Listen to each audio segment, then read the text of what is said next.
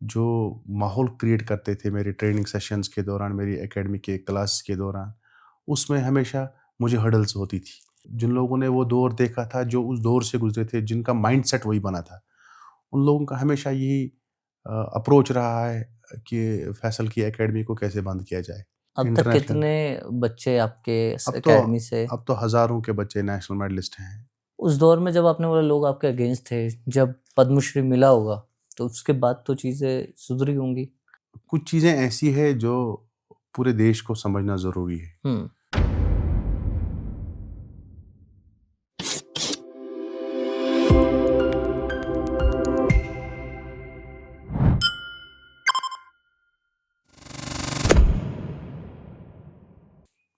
आप बार-बार कश्मीर के हालातों पर फ़ोकस कर रहे हैं। तो एक तो क्या हालात रहे हैं? या अगर कोई समझना चाहे कि क्यों कश्मीर के बच्चों, देखो स्पोर्ट्स अकेडमी दिल्ली में भी है, मुंबई में भी है, बैंगलोर में भी है। क्या डिफ़रेंस है जब हम बात करते हैं कश्मीर की अली स्पोर्ट्स अकेडमी में एज़ कम्पेयर टू अदर्स, या देखिए कश्मीर के बच्चों में? देखिए, मैं थोड़ा पीछे जाना चाहूँगा क्योंकि मैं जब खेल रहा था तो जो रिकॉग्नाइज़ेशन मुझे मिलनी चाहिए थी, जो सपोर्ट मुझे मिलना चाहिए था, वो जो एनवायरनमेंट मुझे चाहिए था, जो सोसाइटी का मुझे सपोर्ट या अपने लोग जो होते हैं उनका जो एक योगदान रहता है अपने इलाके के बच्चे को सपोर्ट करना, अपने तरह से जो भी उनसे हो सकता है, वो टोटली नहीं, उसका अगेंस्ट ही हुआ हमेशा। ओके। लोग क्रिटिसिज्म के साथ-साथ टॉन्ट्स के साथ-साथ जो माहौल क्रिएट करते थे मेरे ट्रेनिंग सेशंस के दौरान, मेरी एकेडमी के क्लास के दौरान, उसमें हमेशा मुझे हर्डल्स होती थी। क्या क्योंकि माहौल?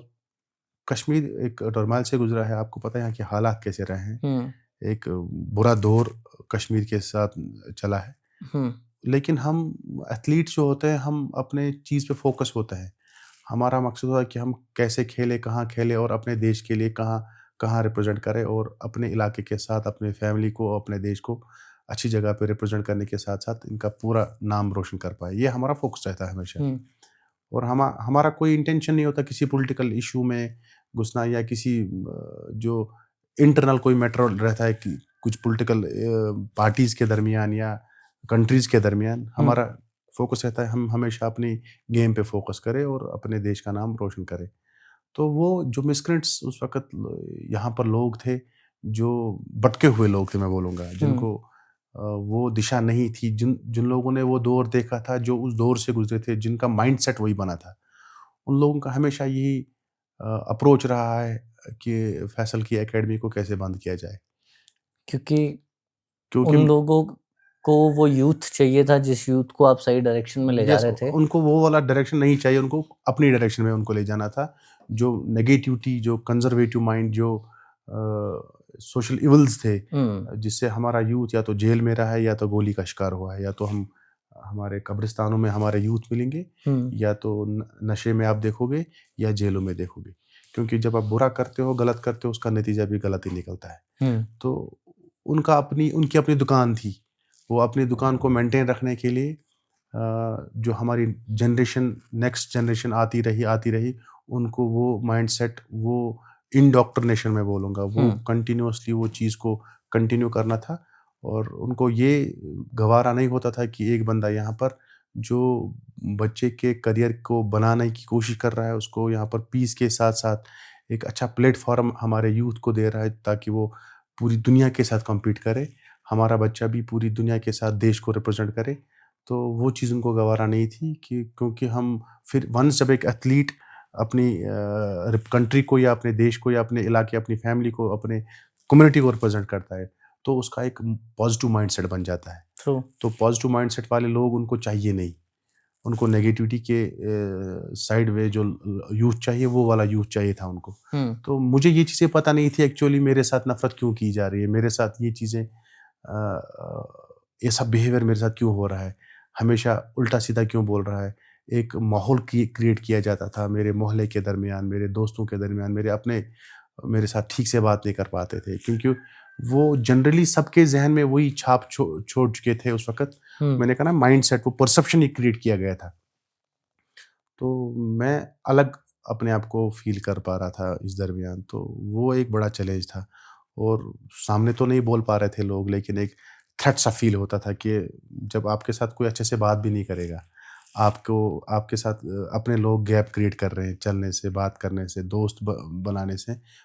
सामने नहीं बोल पा रहे, लेकिन हमेशा पीछे बैकबाइटिंग के साथ-साथ उल्टा ही हमेशा होता था कि इसका क्लब कैसे टूटा जाए, इनको ट्रेनिंग सेशन से कैसे दूर रखा जाए, इनको हमेशा जो भी अ, सख्ती वाला पार्ट है, जिससे इनको ज़्यादा स्ट्रगल करना पड़े, वो वाला हमेशा तैयार करते थे मेरे लिए। मैं भी चलता गया, मैंने भी कोशिश की, मैंने बच्चों को ट्रेनिंग स्टार्ट की, मैंने कहा चलो मैंने तो देश को रिप्रेज़ेंट किया, वो इज़्ज़त नहीं मिली, लेकिन मैं यहाँ से ऐसे बच्चे निकालूँगा जो देश को रिप्रेज़ेंट करेंगे और वो ट्राई कलर ट्रैक सूट लगाएँगे। हुँ। जिस ट्राई कलर ट्रैक सूट को आज से 10-15 साल मैंने लगाया था, उसकी वो वैल्यू नहीं दी गई थी, वो इज़्ज़त नहीं दी गई थी। आज हमारे उन बच्चों के साथ लोग सेल्फ़ी लेते हैं। अब तक इंटरनेशनल कितने बच्चे आपके इस अब तो अकेडमी से? अब तो हज़ारों के बच्चे नेशनल मेडलिस्ट हैं। ओके। हमारे कम से कम 18 से ज़्यादा इंटरनेशनल मेडलिस्ट हैं अभी। हुँ, तो वो एक रेस लग गई, एक रिवॉल्यूशन आ गया। अब तो पेरेंट्स आते हैं बच्चे लेके हुँ। कि मेरे बच्चे को ट्रेनिंग कराओ, हमारे बच्चे को ट्रेनिंग कराओ, स्पेशली आप ट्रेनिंग कराओ। अब तो हर एक चीज़ के लिए पेरेंट तैयार है। वो उस दौर से तो हम लोग निकल चुके हैं। उस दौर में जब आपने बोला लोग आपके अगेंस्ट थे, जब पद्मश्री मिला होगा, तो उसके बाद तो चीज़ें सुधरी होंगी? देखिए, कुछ चीज़ें ऐसी हैं जो पूरे देश को समझना ज़रूरी है। हुँ, अगर हम पद्मश्री की बात करें, पद्मश्री यहाँ के लोगों को अ, अभी भी उस चीज़ को वो ओन नहीं करते, रियलिटी है। हुँ, सामने आके बधाइयाँ देंगे, मुबारकबाद होगी, लेकिन दिल से जो इज़्ज़त होती है, वो दिल से इज़्ज़त होती है। क्योंकि यहाँ पर जो मैंने बोला ना, जो माइंडसेट है, हुँ, यहाँ के यूथ के अंदर, यहाँ के उन लोगों के अंदर जिन्होंने एक नेगेटिविटी वाला सीन क्रिएट किया गया है यहाँ से, जो पिछले 30-40 साल से चलता आया है, उस चीज़ को कन्वर्ट करने के लिए अभी भी टाइम लग जाएगा। पद्मश्री के लिए लोग दिल से तैयार होने चाहिए कि भई इस अवार्ड को हमें इज़्ज़त देनी है, एक महान अवार्ड है सरकार का, एक बड़ा अवार्ड है, एक ऑनर है। तो आप पर्सनली किसी को खुश कर सकते हो, लेकिन आपके अंदर जो चीज़ है वो उधर ही है अभी। तो वो रिकॉग्नाइज़ेशन जो है वो अपने लोग तभी दे पाते हैं जब वो माइंडसेट अपना चेंज नहीं कर पाएँगे, जब तक नहीं कर पाएँगे तब तक वो चीज़ें नहीं होगी। हुँ। बाहर जो इज़्ज़त मिलती है इस चीज़ को, बाहर के लोग जो ऑनर, जो रिगार्ड देते हैं, वैसा कुछ है नहीं यहाँ पर। Hi, welcome to our clip channel. ये क्लिप है हमारे लेटेस्ट पॉडकास्ट में से। फुल पॉडकास्ट भी ज़रूर देखिएगा। डिस्क्रिप्शन और पिन कमेंट में लिंक है। लाइक ज़रूर दबाइएगा। आपके लाइक से मुझे और मेरी टीम को मोटिवेशन मिलती है ऐसे पॉडकास्ट और आप तक पहुंचाने के लिए। सब्सक्राइब कीजिए ताकि नेक्स्ट क्लिप की नोटिफिकेशन सबसे पहले आप तक पहुंचे।